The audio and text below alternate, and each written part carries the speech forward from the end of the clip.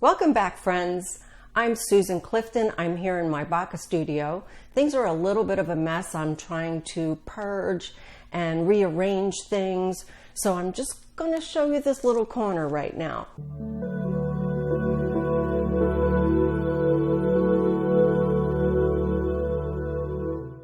If you haven't been here before, I am a South Florida artist, and Baca is an art center here in Pompano Beach. It's an old hotel that's been renovated, and we have studios on the second floor. If you're ever in the South Florida area, please stop by. Before I forget, if you like to hear about art, if you want to see some tutorials, if you want some art marketing tips, please subscribe to my channel. Hit the red button below, hit the bell to get notifications, and definitely comment and let me know how I'm doing. So today we're going to talk about imposter syndrome or lack of confidence as an artist. Are you one of those people that still is a little shy about calling yourself an artist? Let's delve into this subject and see where you are in your career. So first, let's talk about imposter syndrome.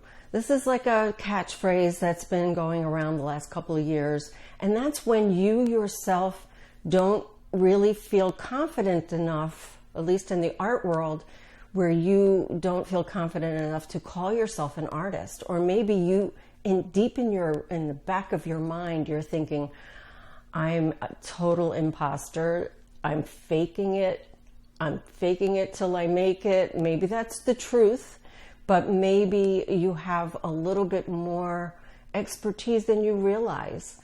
And what causes imposter syndrome? Sometimes it's because you're a self-taught artist, so you think you're not as good. But that's not necessarily the case. You could be a brilliant self-taught artist. I've met many over the years. Art comes to you naturally. Let's face it, you can't teach somebody to be an artist. You can teach them techniques. You can teach them the foundations of art. You can teach them composition and how to mix paint and how to stretch a canvas. But you cannot teach them what it needs to be a creative person. That just comes naturally to us, those of us that are artists. We have been artists our entire lives. From a little kid, your parents would say, she was always creating something, or he was always creating something. That makes you an artist, not the degree on the wall. So how do we gain confidence? And one of the ways that we can do that is by putting ourselves out there, like putting the art out there, exhibiting in shows, even if it's uncomfortable at first, and even if you're not that good yet. This is how you get better, by looking at other people's art, meeting other artists, talking about art, creating art. The more art you create, the better you get. The work starts to evolve.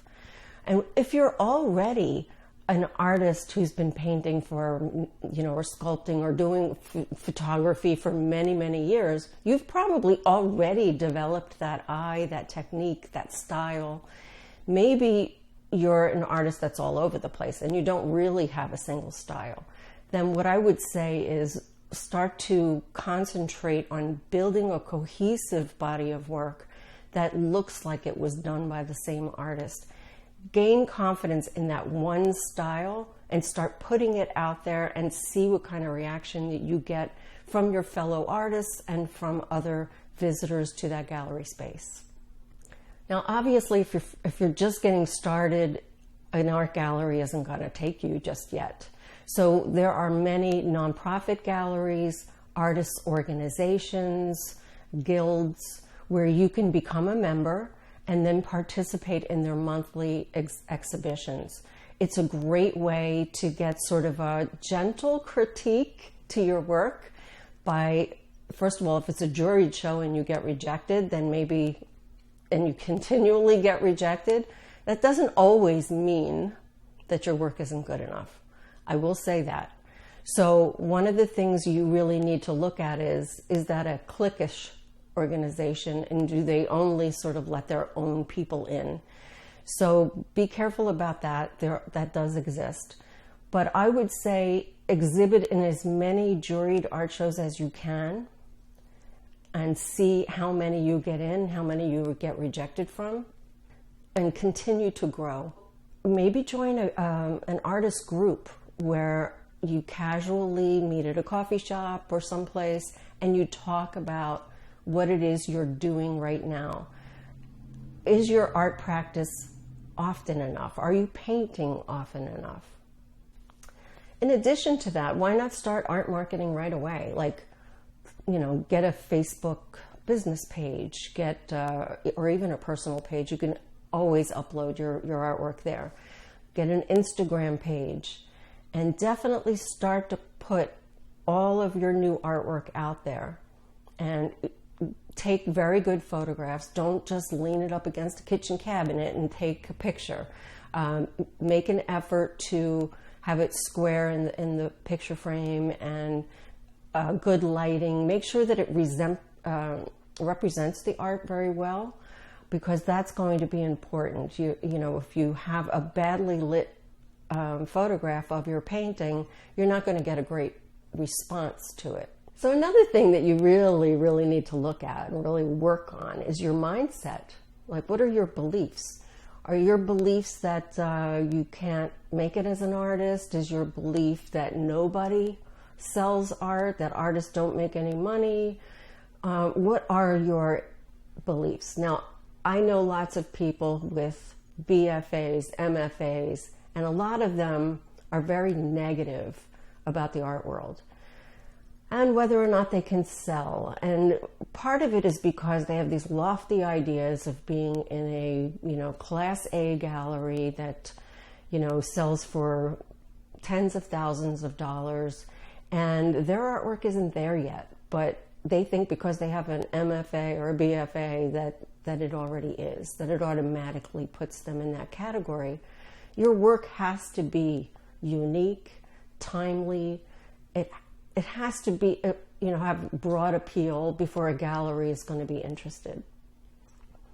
But also, I meet lots of artists without the degree, self-taught artists, watercolor artists, ceramic artists, that just, they've been creating art for years, and somebody told them about an art exhibit, and they didn't have all of these, voices in their head from their college days telling them that you can't make it as an artist. So they just do it. Maybe they have a little bit of a business background, or they have a husband that has a business background, and they just do it. They enter art shows, they do the street fairs, they do all kinds of things. They really put their work out there. They're not afraid, there's no fear. And they're making a living. If they can make a living, you can make a living. You just need to change your mindset. So take a look at what your beliefs are, and really, really, maybe start a journal and start writing down a whole list of positive things that you've heard about, where somebody sold a piece of artwork or a success story. Read about success stories as often as you can. Stay away from the negativity. So one of the things that you can do to change your mindset is do daily affirmations. So you're probably not going to find affirmations that are specific to artists. So you might have to create some yourself. So start with a negative thought that comes into your head and write it down. And then flip it. Make it positive. Change it to something super positive. And find like 2 or 3 of these affirmations and write them down together, positive affirmations, and say them daily. Maybe before you go to bed at night, but also when you wake up in the morning. Make sure you start your day with those positive thoughts, that you're going to make it as an artist, that you believe you're going to be a fabulous artist that can sell their work. So leave me some comments below and let me know if you've been struggling with this. Is this something that you find negative thoughts about being an artist constantly creeping into the back of your mind? And is this something that you really strive to change? Just leave me a comment, let me know. So also, what I've been thinking of doing with this channel is at the end of every video, I was thinking of adding a sort of marketing minute. I don't want to call it Art Marketing Minute because somebody else is already doing that in a podcast. So help me name this thing. Like, do I want to call it Art Marketing Strategies, Art Marketing Notes? I haven't quite figured that out yet. So that's the plan anyway. And for today's video, I wanted to talk about keywords. And in Instagram, we call them hashtags, but they are the same thing. Keywords on your website, hashtags on Instagram. And a lot of people make the mistake, especially when they're building their website and they, if they're uploading a photo of one of their paintings, they name it the name of the painting. Usually what you call your paintings has nothing to do with what it actually is. Maybe it's collage art or maybe it's oil painting. Make sure that you get the details about the artwork, in the naming. So, and especially on the page. So not just naming the actual photograph, but naming the page. So if I'm doing a page that's going to be listing, for instance, this painting here. This is actually a print of the painting, but let's say I was going to do a page on that. I would call it Prosper Painting. But then I'd also make sure that people know that it's mixed media art, or I could call it collage art. I could call it hand symbol art. Like, I can decide which of those keywords I want to use. So a great way to test this is actually on Instagram, because if you start using these hashtags over there, and the ones that are more successful, that get you more engagement and get you more visitors and get you noticed more, are probably keywords that you want to use on your website as well.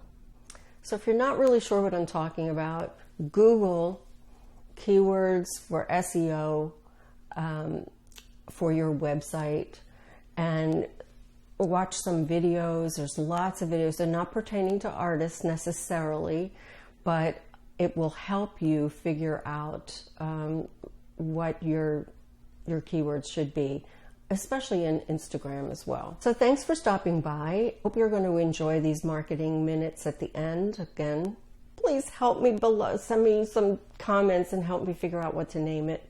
I promise you by the next video, I will have it named, and look forward to it at the end of every video. So I will see you next time. Bye-bye.